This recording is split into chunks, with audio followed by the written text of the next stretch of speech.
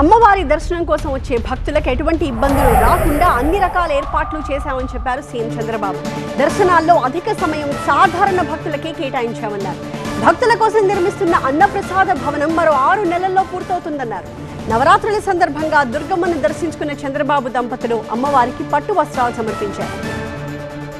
అంటే టెక్నాలజీ అనుసంధానం చేస్తున్నాం, రౌడీల్ని ఎక్కడ కూడా రానియకుండా కంట్రోల్ చేస్తున్నాం, సీసీటీవీ కెమెరాలు పెడుతున్నాం.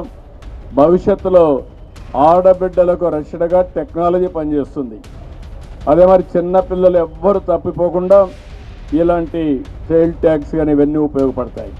కాబట్టి భవిష్యత్తులో ఇంకా పగడ్బందీగా ఉంటుంది. మొత్తం సర్వేలెన్స్ అంతా కూడా ఇంటెలిజెంట్గా తయారు చేస్తాం.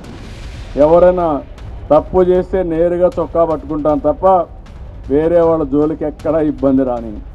అది కూడా దుర్గమ్మ తల్లి ఇచ్చినట్టే తెలివి. ఆ తెలివిని ఉపయోగించుకొని మనం ముందుకు పోతున్నాం. టెక్నాలజీకి మారు పేరుగా ఆంధ్రప్రదేశ్ ఉంటుంది.